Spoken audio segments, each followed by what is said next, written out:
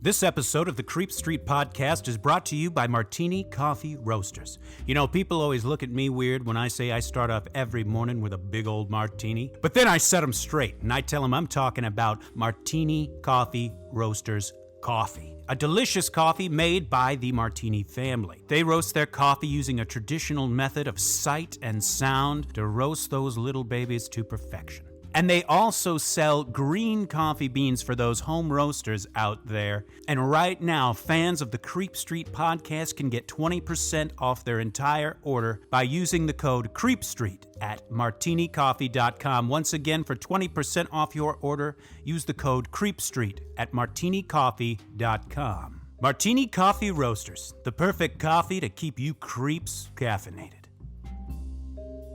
You've taken a wrong turn down Creep Street.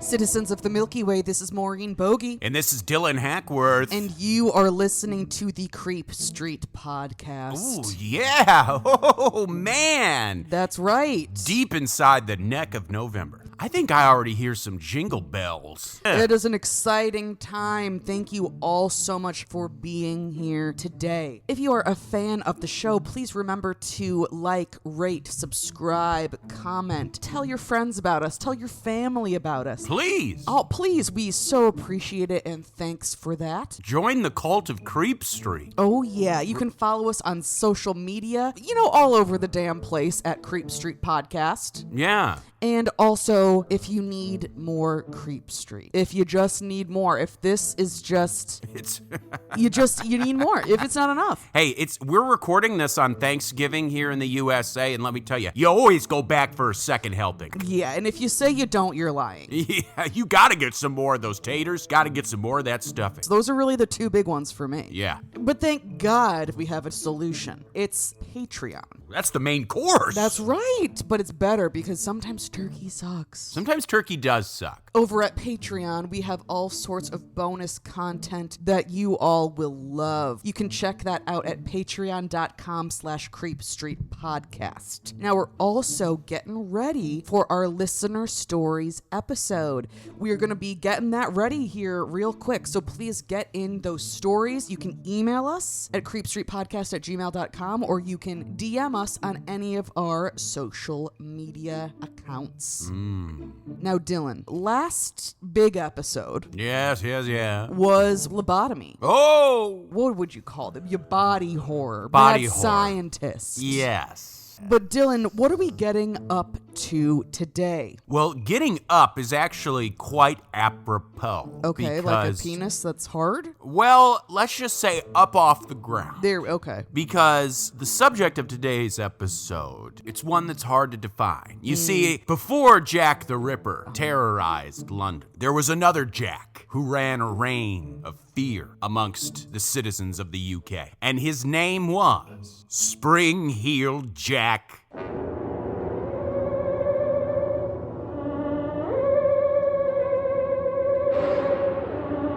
Put on your best steampunk outfit, because we are diving into this. I've got one and only source today, a book. Damn, a whole ass book. A whole ass book called Spring-Heeled Jack by George Dudding. Thank you, George. Now, much like many of the things we cover here on Old Creep Street, this is a story about something very hard to define. For many, this is a tale of a man who terrorized the citizens of London during the 19th century, while for others, it's a story about an unidentified cryptid, a beast unknown to the human race. Some say this is a story about a supernatural creature with command over the elements in ways that defy reason, while others still claim that this is an amalgamation of many things. Perhaps the focus of tonight's story is in some ways a man, but a man with supernatural powers. Quite literally what you may describe as superhuman. And yes, almost in the comic book sense. But be sure, this superhuman is no superhero, but a super villain.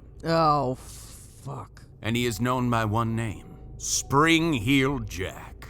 Now, in many ways, this is also a story perfect for the time in which it happened. The Industrial Revolution, which began in the UK roughly around 1760 until 1840, when there was a sort of second Industrial Revolution. With this sudden change in human culture, agriculture became old news. Folks from rural areas poured into cities like London, Manchester, and Birmingham, among many others. Suddenly, there was the merging of folks who had never been around the likes of each other before, and as history shows us, when two cultures meet, they eventually begin to rub off on one another, sometimes creating a whole new culture on their own. The folks from the rural countryside brought with them their own legends and superstitions, which began to permeate the zeitgeist of the city folk as well, who had once prided themselves for their rationalism and their dependence on science. Oh, yeah, they think they're so pretty and so cool. So smart. Well, guess what? You're about to get your world fucking rocked. That's right. To further paint you an idea of the time, Queen Victoria had only just taken the throne in 1837, and she would reign for many decades until 1901. Hence the phrase, the Victorian era. Of course. And Spring-Heeled Jack is a perfect product and representation of the Victorian era. Because in many ways, his reign kind of began and ended right along the same timeline as the reign of Queen Victoria, which is kind of interesting. Do we think that Spring-Heeled Jack was Queen Victoria? Like, were they the same person? Let's skip to the end. It was Queen Victoria. That's so cool. Oh my god, she's short. Fucked her cousin a lot. Okay, please. And like any other era of history, the Victorian era had its positives and its negatives. This was an era of industrial booming that saw wider prosperity and education among the working classes. You see, in the 19th century, it was fairly common to see newspapers emblazoned with headlines about ghosts and various other supernatural beings. Newspapers, even those deemed the classy kind, could not help but notice how the public was drawn to these strange tales and therefore were more open to publishing them when they arose. Now, some would even say that some of these early ghost sightings were actually an early form of the Spring-Heeled Jack, who was perhaps at the time not yet corporeal, but trying to become so in some ways, so that he could do more than just simply frighten folks as they walked the London streets at night. Some would even say there were ghosts walking the streets of London that stood 10 feet high. But it was in September of 1837, in the southwest London neighborhood of Wadsworth, that the first official encounter with the Spring-Heeled Jack may have occurred. On this night, a local businessman was on his way home after leaving work late one night. Wanting to hasten the journey home, he cut through Barnes Common, which ran along the south bank of the River Thames. And at the time, this area was known as a rough and tumble sort of neighborhood, with my source saying that this is where crooks and thieves like to hang out. The night was quiet as the man passed by a quiet church graveyard. As he was passing by the entrance to the graveyard where there stood a 10-foot-high gate, suddenly a dark figure bounded over the gate, landing on their feet in front of the man. And when I mean bounded, I don't mean he scrambled over it or climbed over it. It was as if the man just effortlessly jumped up and over the 10-foot-high gate, as if it required hardly any effort at all. The frightened and confused businessman stood there for a moment, amazed at what he had just seen. But that is when he heard a sinister cackle come from the shadowy figure, a laugh of fiendish glee. In this brief moment, the businessman was able to tell that this person, whoever they were, was wearing what appeared to be a tightly fitted oilskin garment and a helmet on his head. Terror flooded the poor man's veins as suddenly what looked like blue flames erupted from the stranger's mouth as he howled with laughter. He looked back to see the stranger take a few more of those bounding leaps as he vanished into the darkness of the night. And thus was perhaps the first official sighting of the Spring-Heeled Jack.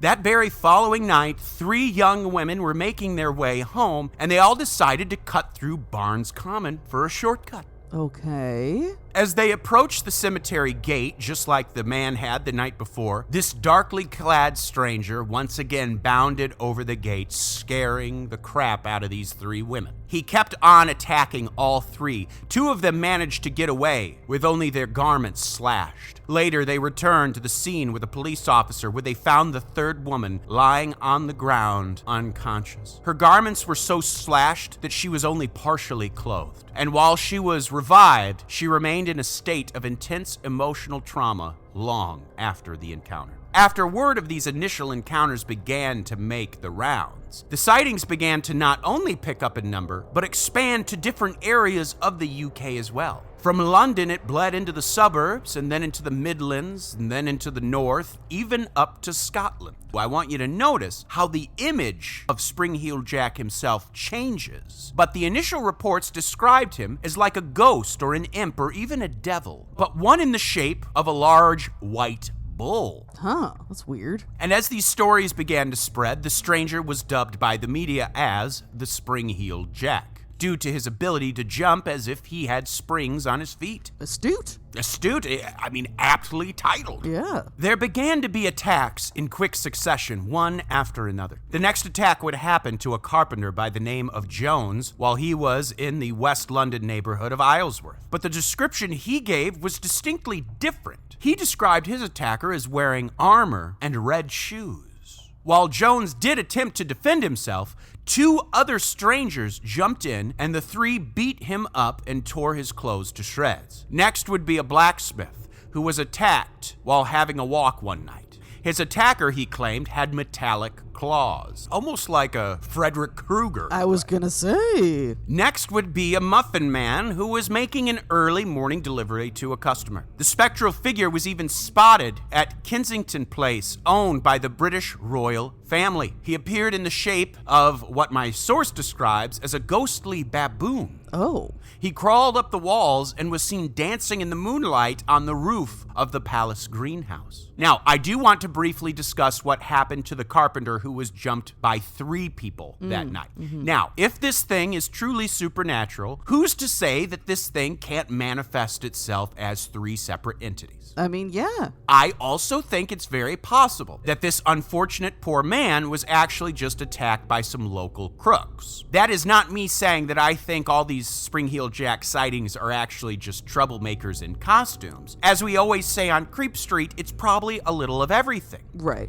Do I think some of these folks actually encountered something that was either supernatural or human with supernatural abilities? Absolutely, I do. But I think there was probably also some folks who were exploiting the public panic of the Spring-Heeled Jack and using it as a way to be assholes. Yes. The next attack happened in West London, in the neighborhood of Hammersmith, to a woman who was working as a laundress. She was terrified when suddenly, before her, appeared what she would later describe as a large baboon with very large arms and big eyes. It grabbed hold of her, and while she struggled to get loose, the entity was just too strong. But this lady was not going to give up. Having worked hard jobs most her life, the woman had become quite strong, and according to my source, she was able to actually free herself by beating this guy back. Oh, yes. The source does not specify, but it seems like maybe she either gave him a shot to the nuts and then socked him a few times, and the attacker ran off. There are no rules in this type of fight. Yes, if you're getting attacked on the street, it's all on the menu, baby. Yeah, I encourage you to take a nut shot. Yeah. And that's just me. In the autumn of 1837, the folks of Clapham Common in southwest London found themselves the next targets of old Spring-Heeled Jack. There was a woman in Clapham churchyard visiting the grave of a loved one,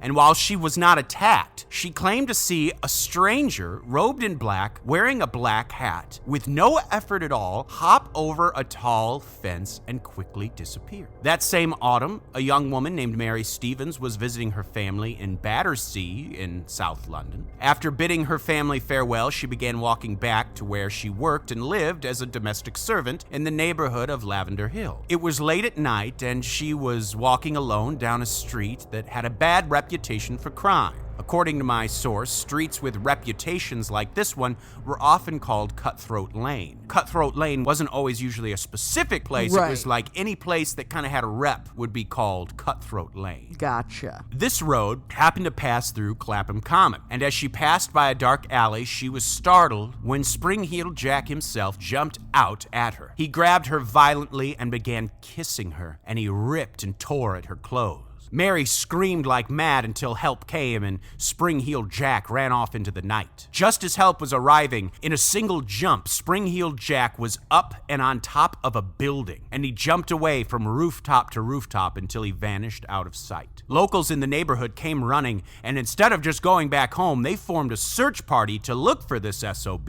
Mary would later say that her attacker wore metal-tipped claws, and that he wore a long, dark coat and cloak. Mary would later say that the attacker wore metal-tipped claws and that his skin felt cold and clammy like a dead body. She said he was very tall and had a devil-like face, and that he wore a long, dark coat or cloak.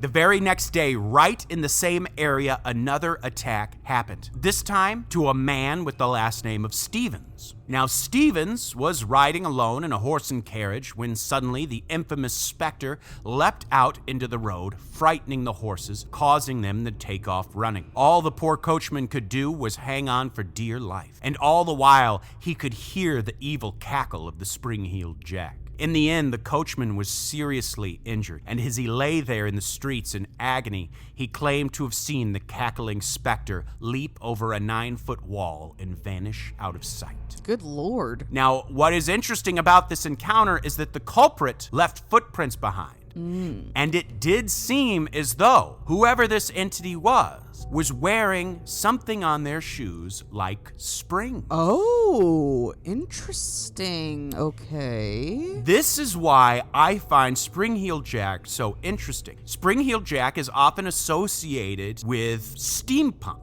Batman isn't what you would call necessarily steampunk, but as I was doing this research, I kept thinking to myself, this guy sounds like an evil Batman. Yeah, I kind of see that. Like perhaps a man, but one that has like a genius level of machinery and mechanics, almost like a Batman or an Iron Man. Yeah. He does seem like the perfect Batman villain. Human, but one with a genius level of talent in a specific field that he uses for evil. Okay. That's what's interesting about these reports, Yeah. is even if it's just a human, this is someone who kind of had created this machinery that allowed him to do pretty wild stuff. Yeah. That same October, 1837, and keep in mind, 1837, this is when Queen Victoria took her reign. It's so funny that it started the same year. This is why I'm saying, I mean, come on. Well, that same October, 1837, there was held the Blackheath Fair, which had been originated all the way back in 1683. It was on October 11th, 1837, when young Polly Adams had her run-in with the Spring-Heeled Jack. Polly was the daughter of a young farmer, and she was accompanied by 2 other women, and the 3 of them were walking somewhere in the vicinity of Blackheath Fair. They were at an area known as Shooter's Hill when suddenly a cloaked figure with a devil-like face surprised the women, attacking all 3 of them. Polly was slashed across the belly by the entity's claws, tearing her clothes and wounding her stomach. She would later describe her attacker further as having big bulging eyes, and despite a devil-like face and metal claws, seemed to almost resemble a nobleman. Oh. So evil in appearance with these scary claws, but dressed and had the demeanor of someone of the upper class. Which is interesting and also kind of a similar vibe to the whole Batman thing. Once again, kind of like a Batman or a Batman villain in a way. Because, I mean, if you're going to be able to have these contraptions on your shoes that are going to help you jump and stuff like that, you got to have money. The whole time I was thinking, if whoever this wasn't a dickhead and was actually like used their abilities for good. Oh, yeah. This would be the dopest fucking story. Yeah. This would be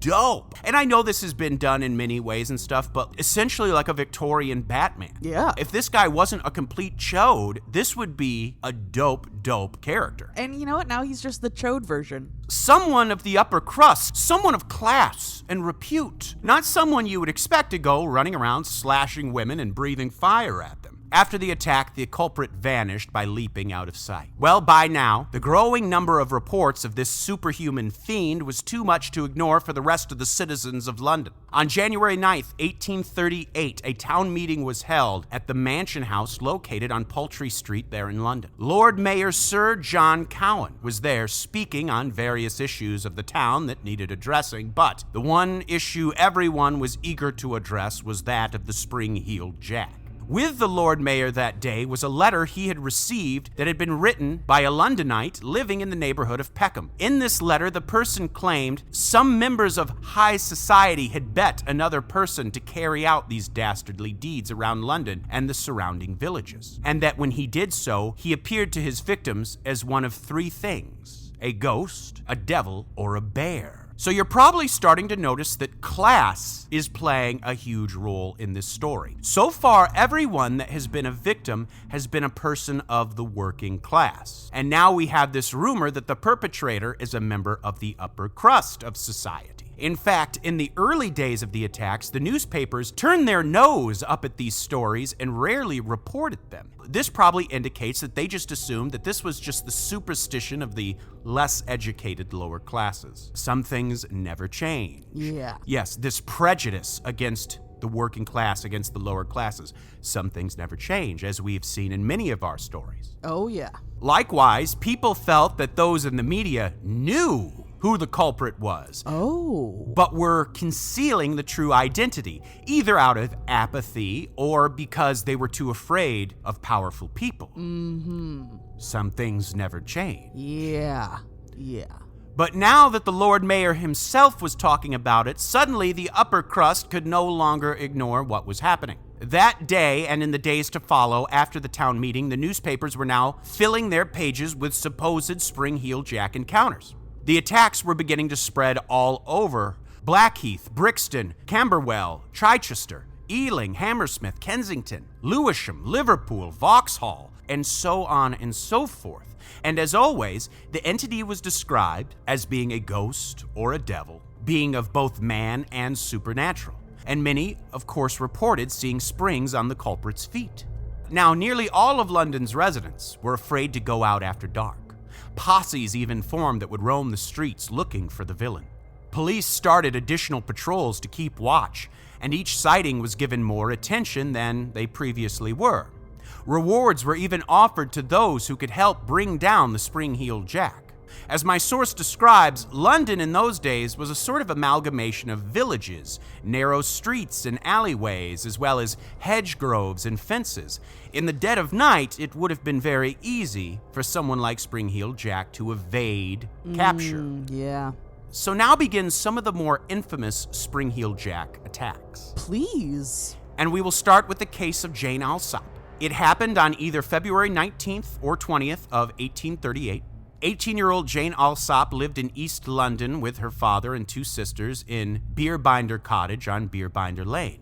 Today, the location of what was the Alsop home stood where what is today the intersection of Tredegar and Shetland Road. So if you're listening in London and you want to go to some of these real locations, you can visit them today. Please. We would love it. And in fact, post pictures. I know some of our listeners in Yeah. Liverpool and stuff posted pictures of, I can't remember the street where the time slips are. Yeah, I know. I supposed to can't be. remember what it's called, but yes. I can't remember the street. I'll have to look it up. But so yes, if you ever live near an area where an episode we do takes Yeah. place, we would love photos and stuff. Please. We'll yeah. post them on social media if you want us to. And Yeah, it'll be fun. it'd be great. According to an interview she gave with a local newspaper, Alsop said it was around 8:45 in the evening and she was at home. She was suddenly startled when a loud knocking came at the door. Well, Jane knew darn well that there was a wacko called Spring-heeled Jack terrorizing the town, so she knew better than to just whip open the door. So she asked through the closed door who it was. A voice answered her saying that they were a policeman and to hurry quick with a lamp or a candle as they may have caught the infamous Spring-heeled Jack. They might have them cornered. The exact quote is said to have been, "For God's sake, bring me a light, for we have caught Spring-heeled Jack here in the lane." I mean, okay. Not wasting any time, Jane grabbed an already lit candle and ran outside. The man was standing in the shadows near the front gate of the property, but she was confused. Why was there only one person there? Where was Spring-Heeled Jack? That was when horror swept over her, when the light from her candle illuminated the face of the figure. Oh. She realized this was no policeman. This stranger was Spring-Heeled Jack. His face was hideous, and his eyes burned like red-hot coals. With an evil laugh, she claimed that blue flames shot from his mouth. Immediately, the attacker slashed at her clothes, leaving claw marks on her neck and arms. Jane was able to momentarily break free, but she turned to run back into the house, but the villain caught her before she could get inside, tackling her to the ground. He slashed at her, tearing her clothes, pulling out clumps of her hair. Ugh. Inside, Jane's parents and sisters could hear the screams, and her sister Sarah Harrison was able to wrestle Jane away from the attacker and drag her inside. Jane's other sister shouted for the police from the house's second-story window.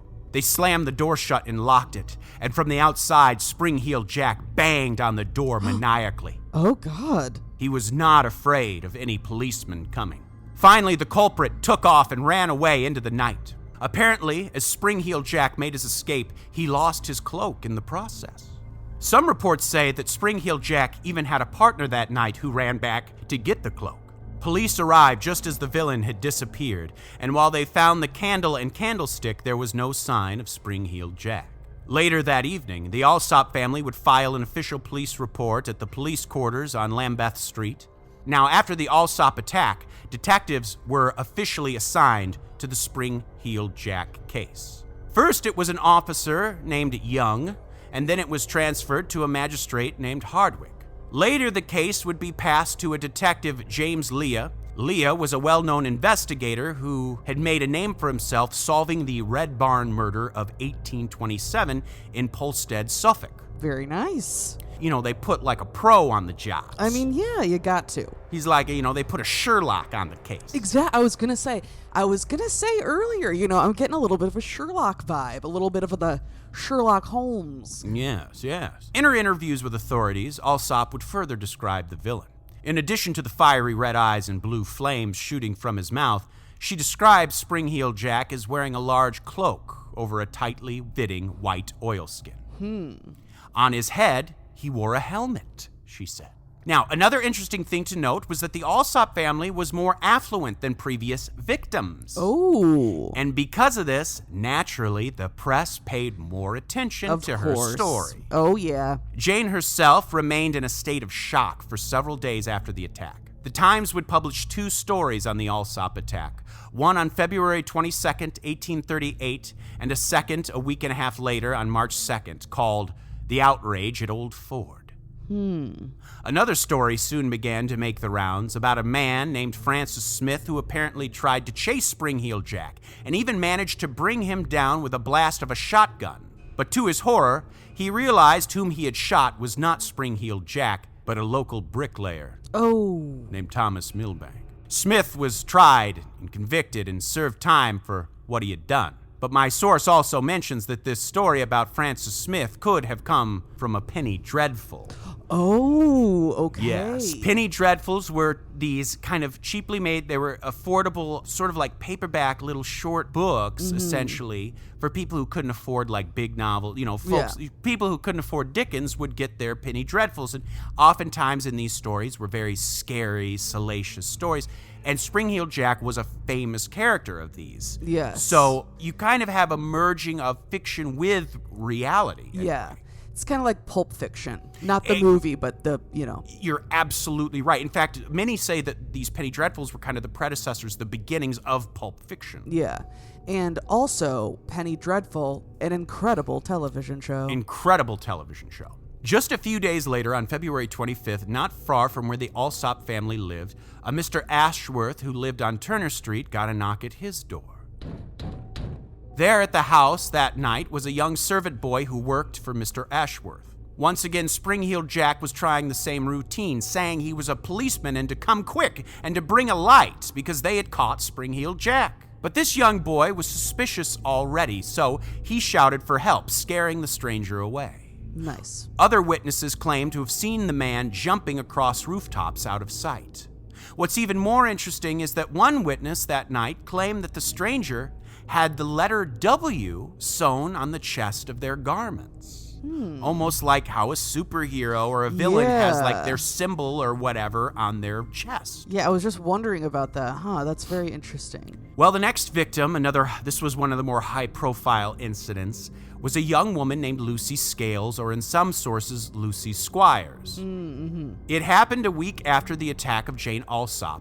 It was the night of February 28th, 1838, around 8:30 p.m.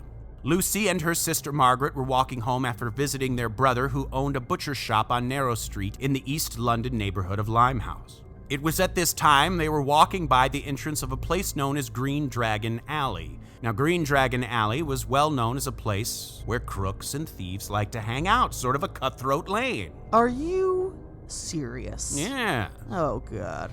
In the distance, they saw a shadowy figure approaching them, so they hesitantly proceeded in a single file line. And just as the figure was close, he leapt out in front of them for a moment, and Lucy was engulfed in a flash of blue flame. Oh, no. What is interesting is that in this case, Spring-Heeled Jack did not touch any of these women. After blowing fire in Lucy's face, it's said that he leapt over both women and over a 14-foot fence and out of sight. Lucy was so shocked that she fell to the ground in a fit of seizures as her sister screamed. They were actually close enough to their brother's place that they had just left at the butcher shop that he could hear their cries, and he came running. Oh, wow. Margaret and her brother carried Lucy back home, and later Lucy and her brother would file a police report at that same police station on Lambeth Street that the Alsop family did.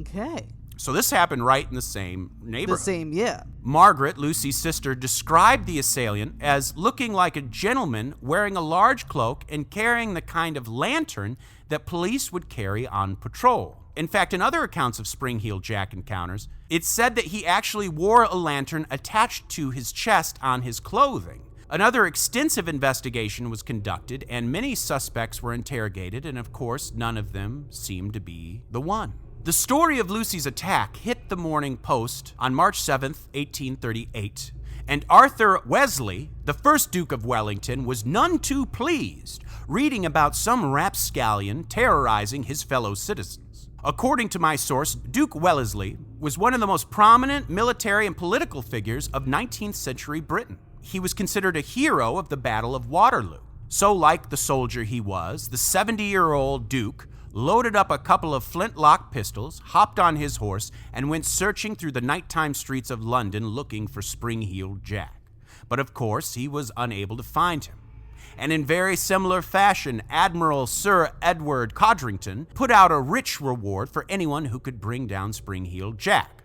Sir Codrington was likewise considered a war hero, having served in the French Revolution, the Napoleonic Wars, and the War of 1812.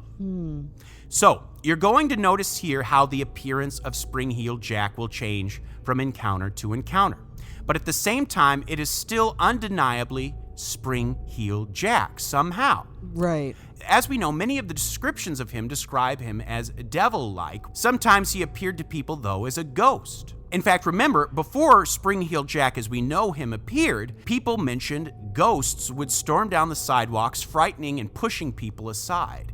There was even some that described him as a bull. Well, he also began to appear as a bear as well, or at least as a person in a bear's skin. In the Forest Hill area of southeast London, a young girl ran into Spring-Heeled Jack. She was a domestic servant, and one day while going about her work, a figure she described as a bear, or at least a person in bear skin, leapt out at her. And according to my source, the young girl was so shaken by this encounter that she was, quote, not quite right for some time thereafter. Oh, wow. And while a search was conducted, neither a bear nor a person dressed as one was ever found. Well, the bear version of Spring-Heeled Jack would attack again one evening in April of 1838, and the day was Friday the 13th. Spooky. It was sometime between 9 and 10 p.m., and this time it happened in Sussex, England, in an affluent neighborhood called Rose Hill. The victim this time was a gardener, and on this evening he was working and he began to hear strange noises coming from beyond the garden wall. It was a strange animal-like growling noise. Now, at the top of this garden wall, there was actually laced shards of sharp glass as a way of keeping folks from climbing up and over the fence into the property. That is why it was so horrifying when the gardener heard a roar and a four-legged creature resembling a bear leapt onto the top of the gardening wall and ran along the top of it as if the glass wasn't even there. Before leaping down right in front of the gardener. Quickly, the gardener called his dog to come help, and the dog did come running, but when it saw this creature, the source says the dog tucked its tail and backed away. Yeah, that checks out. Likewise, the gardener turned and ran as well. The creature chased him for a bit, but then suddenly changed course. The gardener turned around and watched as the creature walked up the side of the garden wall as if it were Spider-Man and leap over to the other side. Literally walk up it. Right. Like not even climbing it. Like it's right. Like it's just the floor and you just... Right. It took the poor man several days to get back to normal. Now, what is interesting is this actually sounds the most like an animal more than any other of the spring-heeled jack encounters. But when the papers ran the story, they all claimed it was spring-heeled jack. Okay.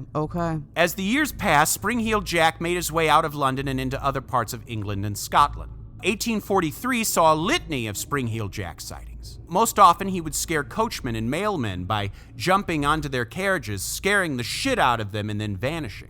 Now, while spring-heeled jack was certainly a danger, none of his victims were actually killed. But that would all change on November 12th, 1845, when a ghastly murder was committed in the South London neighborhood of Bermondsey. The crime happened in an area known as Jacob's Island that was known for being a place of cramped and overcrowded housing. It was rampant with crime.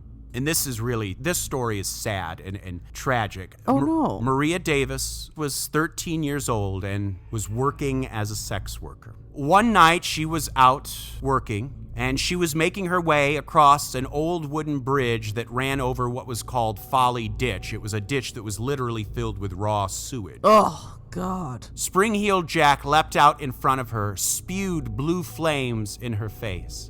And then grabbing her, he threw Maria off the bridge and into the sewage below. Oh my God. She drowned before she could be rescued. Yeah. Once again, he jumped onto a rooftop and out of sight. And what is also interesting is that Spring-heeled Jack is tied to another event, one that I was going to do an episode on called The Devil's Footprints, but I will save that for the Patreon. Oh, I'm excited. Now, Sheffield was another town in the UK that saw lots of Spring-heeled Jack sightings. In fact, there was a special place in Sheffield where Spring-heeled Jack was known to hang out often, and when you get the backstory, it is quite macabre. In 1832, Sheffield saw a major cholera outbreak. Thousands got sick and 402 people actually died. Ooh.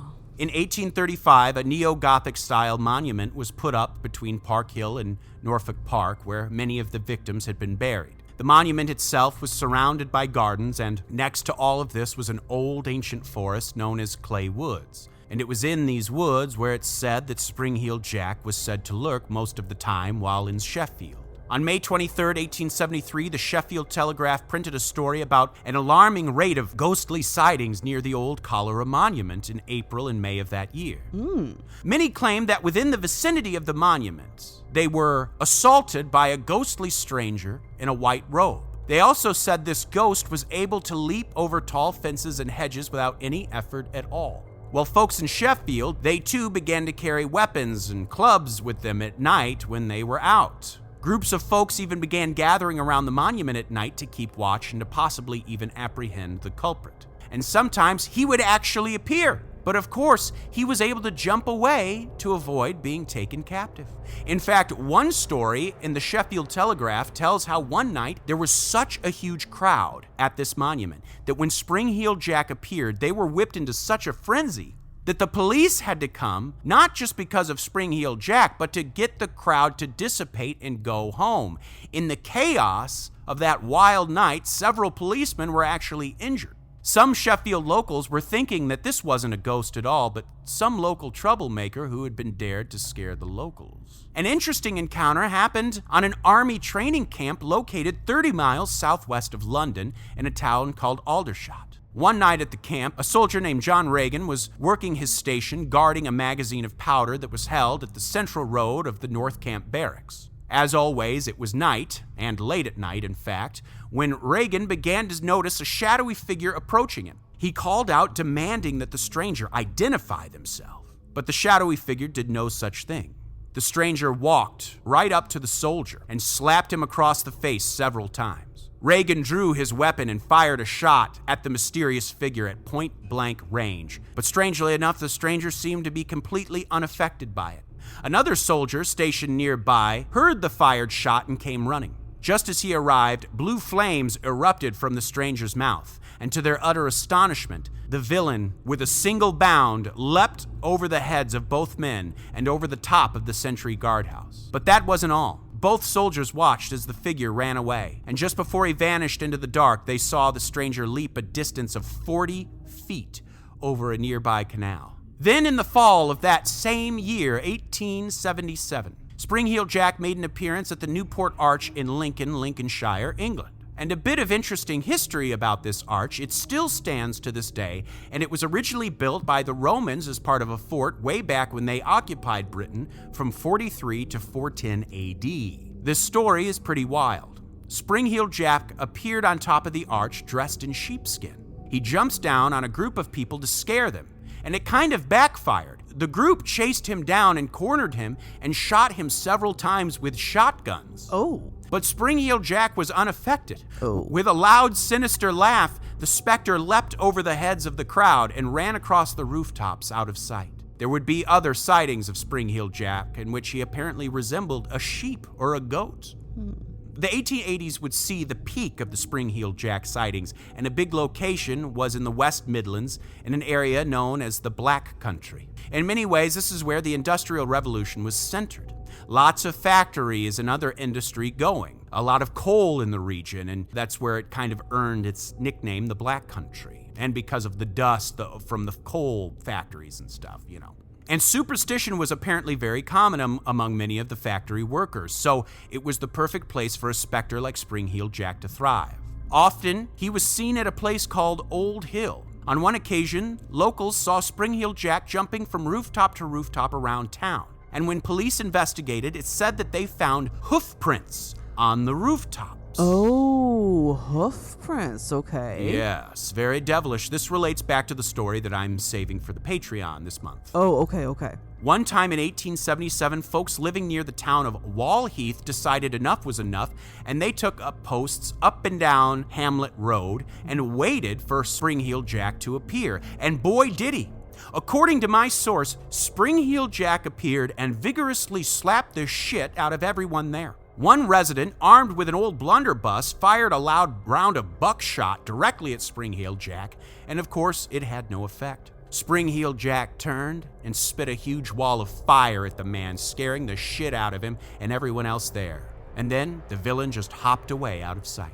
Showed up, a posse of people lining the street waiting for him. He showed up and slapped the shit out of every single one of them. In 1888, Spring-Heeled Jack would come to Liverpool to terrorize the citizens there. One night, folks gathered when they saw a mysterious figure walking up the side of the steeple of St. Francis Xavier Church. But this time, everyone watched as Spring-Heeled Jack appeared to fall from the steeple, a height that would surely kill any normal person. Wow. But when they rushed to where he had landed, they found him standing there, cloaked in black, and in a single jump, he leapt into the air and out of sight. In 1902, a steeplejack died when he fell from a tall industrial smokestack called Vauxhall Chimney. People say that after the man fell, another man was spotted at the top of the smokestack wearing what looked like bronze armor and a cloak. They say he then jumped from the stack and coasted away using the cloak almost like wings. Very Batman-like. Not flying, but can coast. A glide, if you will. Exactly. In September of 1904, Spring-Heeled Jack would make his last appearance in Liverpool, jumping around from rooftop to rooftop in the Everton district of Liverpool. Everton alone would see over 100 Spring-Heeled Jack sightings. Now, if you really wanted, you could say that Spring-Heeled Jack sightings have never really stopped. Really, though, the bulk of the legend ends with the turn of the century, though. The early 20th century saw Spring-Heeled Jack take on more of a ghostly appearance. In Instead of black, he was often seen wearing white. In fact, white clothing that was described to sometimes even glow. Also in these early 20th century encounters, Spring-Heeled Jack not only could jump, but almost seemed to glide. As if it still had to deal with gravity, but not like we do. In one occasion, a crowd came to the aid of a woman who was screaming, and they found her unconscious on the ground with a white cloaked figure standing over her. It stood at about 6 feet tall, and on this occasion, it leapt straight into the air and vanished out of sight. It didn't even jump onto a roof or onto a fence. It just jumped up into the air and out of sight. What? In some of these encounters, it is said that the ghost carried a bright torch and had glowing green eyes. Oh, green eyes, okay. Now, this would be the bulk of the Spring-Heeled Jack sightings, but wouldn't you know it, Spring-Heeled Jack is even said to have come to the USA and other parts around the globe, even modern England as well. Oh, okay. But we're saving that for this month's Patreon. Always. So the first thing I want to do real quick is kind of do a rundown of the various appearances of the Spring-Heeled Jack. Please. In many cases, especially early on, he was described almost as a dapper gentleman. Yeah. He would be dressed in a shiny suit, top hat, polished black boots, equipped with springs, of course, that allowed him to jump. Between 1870 and 1890, he took on a devilish appearance with a pointy goatee and fiery eyes and horns on his head. And sometimes his cloak was replaced with devilish wings. Some even say he appeared as a half man, half bat.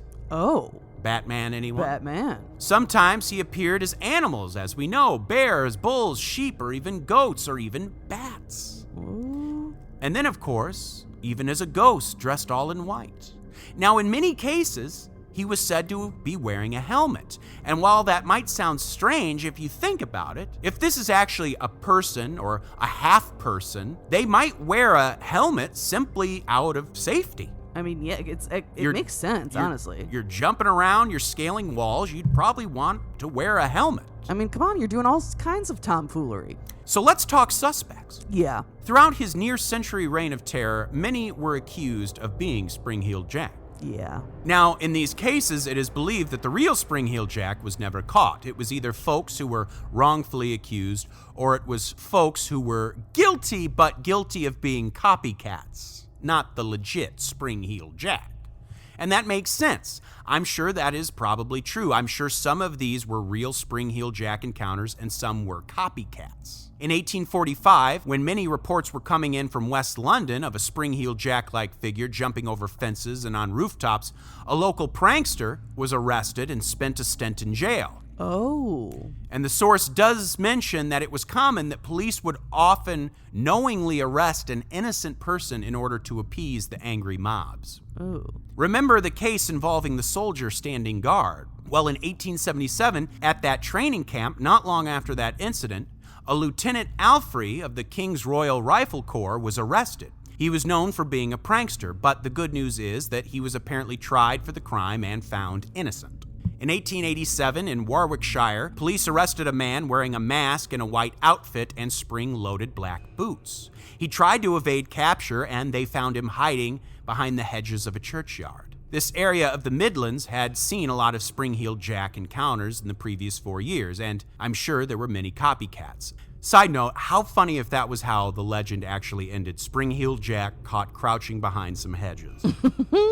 Another man arrested on suspicion of being Spring-Heeled Jack was a man of Irish nobility. Oh. His name was Henry de la Poer Beresford, otherwise known as the 3rd Marquess of Waterford. Whoa. It was a title he received when his father died in 1826. And an interesting thing about this title, to quote my source directly, Such a title would have been issued by the English monarch acting as the King of Ireland. well, Beresford was well known for being a rabble-rouser. Drunken brawls, pranks, vandalism, and general tomfoolery. In April of 1837, some of his buddies decided to raise some hell in the town of Melton Mowbray in Lancashire, England. They stole a bunch of buckets of red paint and quite literally painted the dang town red. You gotta do it. Funny enough, some say this is where the quote actually comes from, paint the town red. Oh. Others say it actually comes from the US in 1880, reference to painting nighttime scenes with bonfires which make the sky appear red. Bonfires were a symbol of fun and excitement, but I think this origin is better.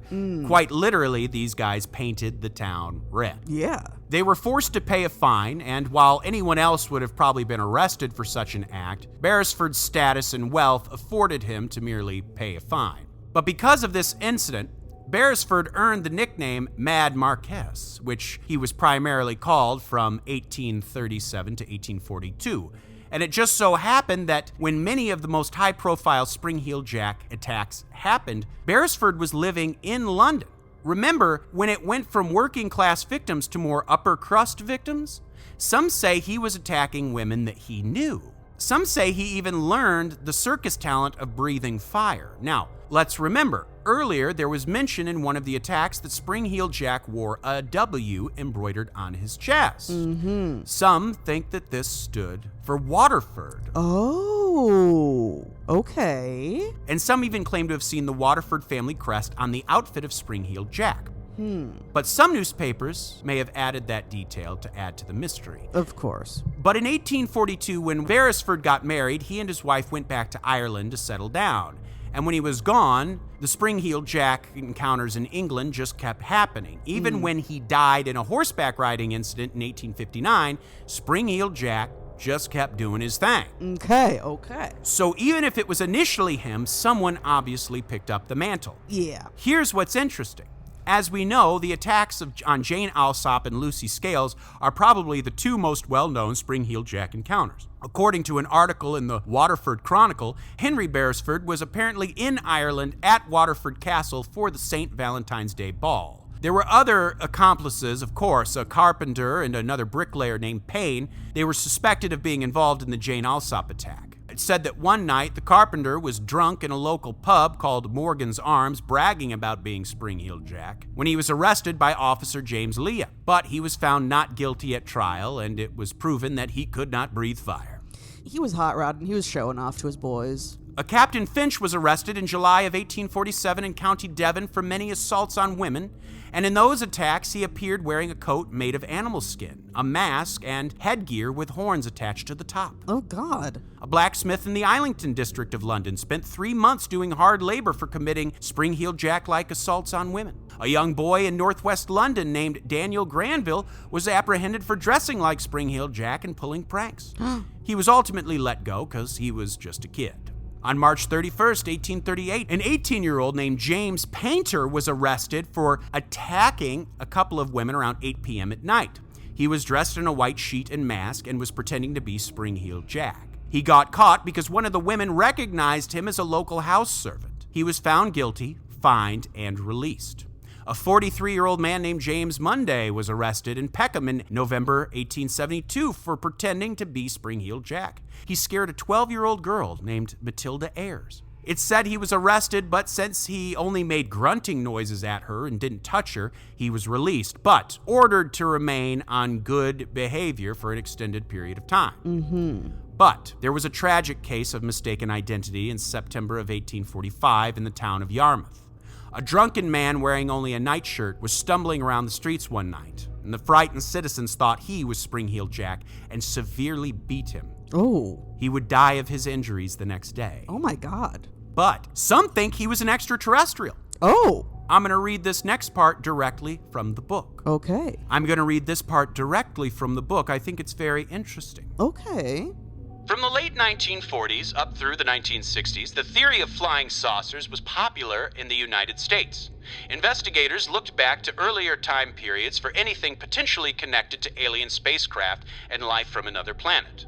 One such ufologist and writer, John J. Viner, composed an article titled The Mystery of Spring-Heeled Jack that was published in the May and June 1961 issue of Flying Saucer Review and the October 1961 issue of Fate magazine. In that article, Viner attempted to liken Spring-Heeled Jack to that of an alien space traveler. He described him as a monster with superhuman powers that carried a super weapon or ray gun. He postulated that the blue fire spewed out by the entity could be some type of polarized light and magnetic rays emitted by the lantern that some witnesses had claimed was attached to his chest. Viner also pointed out that some witnesses had observed Spring-Heeled Jack wearing a tight outfit that glittered and consisted of metal mesh. Think about Indrid Cold. Yeah, that is interesting. Yeah. Yes. Which could have been a type of armor or spacesuit. He also proposed that its pointed ears and sharp claws indicated that it was not human. In the article, Viner also portrayed Spring-Heeled Jack as a space traveler trying to connect in a crude way, and most often unsuccessfully, to someone here on Earth who could help him. Think Indrid Cold. Yep.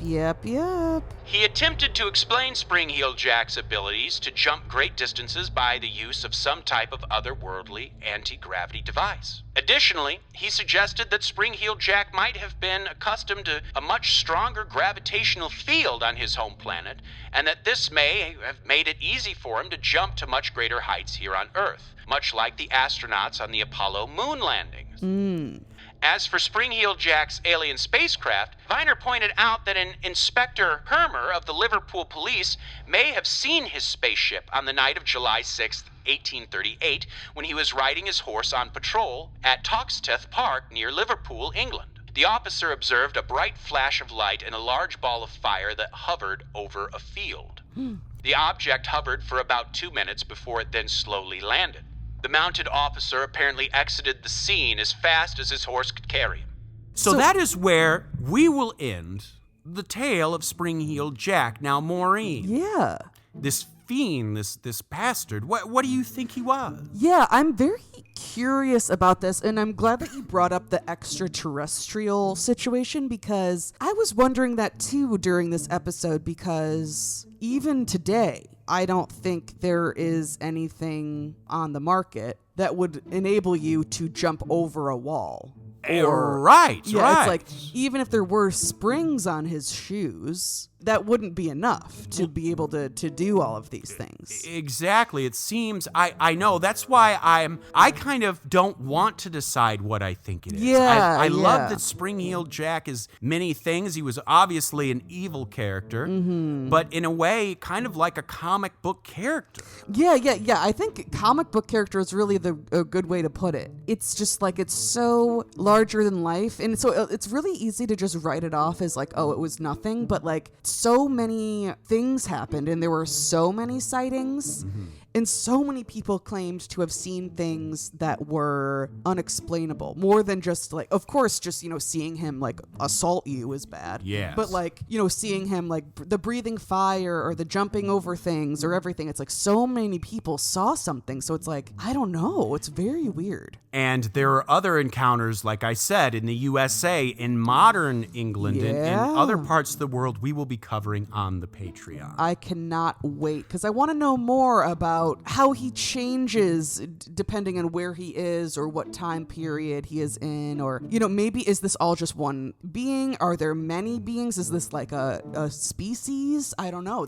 I'm curious. Well, Maureen, Yeah. I got a list of names I wouldn't mind spitting blue fire all over me. Okay, go ahead. Folks, give it on up for our top-tier Patreon subscribers. Give it on up for The Dream, James Watkins, the Finnish-faced Via Lundqvist, the Madman Marcus Hall, the vivacious Vicky McHugh, the tenacious Teresa Hackworth, the Heartbreak Kid, Chris Hackworth, the oh-so-suave Sean Richardson, the British Bonebreaker, Bex Martin, the notorious Nicholas Barker, the terrifying Taylor Lashmet, the Count of Cool, Cameron Corliss, the Archduke of Attitude, Adam Archer, the sinister Sam Kiker, the Nightmare of New Zealand, Noeline Vivilli, the loathsome Johnny Love, the carnivorous Kevin Bogey, the killer stud Carl Staub, the fire starter Heather Carter, the conqueror Christopher Damian Damaris, the awfully awesome Annie, the murderous Maggie Leach, the serve sexy Sam Hackworth, the evil Elizabeth Riley, Lauren Hellfire Hernandez Lopez, the maniacal Laura Maynard, the vicious Karen Van Buren, the arch nemesis Aaron Bird, the sadistic Sergio Castillo, the rapscallion Ryan Crum, the beast Benjamin Huang, the devilish Chris Doucette, the psycho Sam, the electric Emily Jiang, the ghoulish Gerd Hankum, the renegade Corey Ramos, the crazed Carlos, the antagonist Andrew Park, the monstrous Michaela Schur,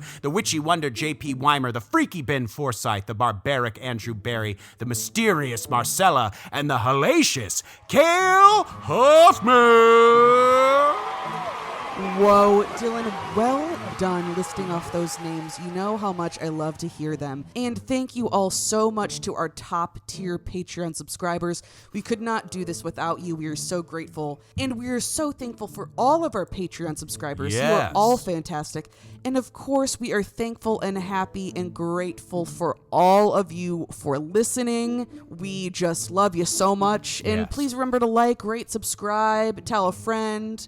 You know, give us those listener stories. Yes, get those in, folks. Get those in. We need them. Dylan was just doing a nice little double arm gesture Yes, when I he sure just said was. that. That's how excited he is. I sure am. And of course, on this day of Thanksgiving that we are recording this on, Yeah. we do want to say how humbly grateful and thankful we are for all of you, all of our listeners. Bless you and have a wonderful holiday season ahead of us. It's starting. It's starting. We're getting weird. Santa's coming to town. We're going to have a good time here on Creep Street. Citizens of the Milky Way, my name is Dylan Hackworth. I'm Maureen Bogey. Good night and goodbye. Bye.